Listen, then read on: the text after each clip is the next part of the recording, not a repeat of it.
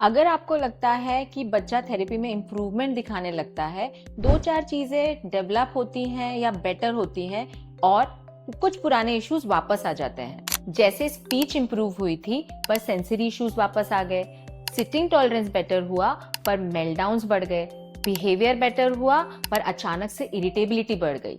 और ये साइकिल अगर ऐसे ही चलती रहती है तो ये रील सेव कर लीजिए, बिकॉज प्रॉब्लम थेरेपी का नहीं, प्रॉब्लम प्रिमिटिव रिफ्लेक्स इंटीग्रेशन का हो सकता है। चलिए इसे इजी लैंग्वेज में समझते हैं। प्रिमिटिव रिफ्लेक्सेस जैसे कि ATNR, मोरो, स्पाइनल गैलेंट या TLR ये बर्थ के बाद ग्रेजुअली इंटीग्रेट हो जाने चाहिए या फिर किसी फंक्शन में डेवलप हो जाने चाहिए। और अगर ये रिफ्लेक्सेस रिटेन्ड रह जाते हैं या इंटीग्रेट नहीं हो पाते तो बच्चे का nervous system fully mature regulation state तक नहीं पहुंच पाता। सो बच्चों का थिंकिंग ब्रेन तो काम कर रहा होता है, बट सर्वाइवल रिफ्लेक्सेस के एक्टिव होने के कारण कुछ चीजों को बच्चे प्रॉपरली एग्जीक्यूट नहीं कर पाते। 10 to 15 रिसर्च स्टडीज बताती हैं कि अगर रिफ्लेक्स इंटीग्रेट ना हो तो बच्चे में poor postural stability, sensory defensiveness, poor attention, emotional reactivity, learning disability देखने को मिलती है।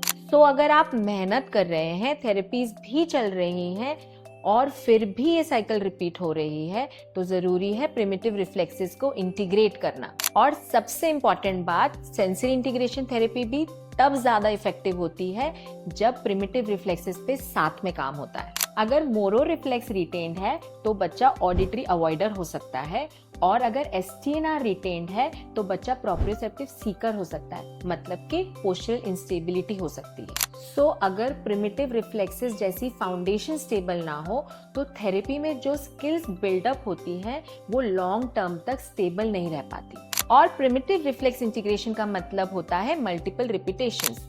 आई am doctor Bhavya Gauchandrakar from Dravya child development centre, और ऐसे ही चाइल्ड डेवलपमेंट और थेरेपी रिलेटेड इंपॉर्टेंट टॉपिक्स के लिए इस रील को सेव करें और शेयर करें उन पेरेंट्स के साथ जिनको ये समझने की जरूरत है।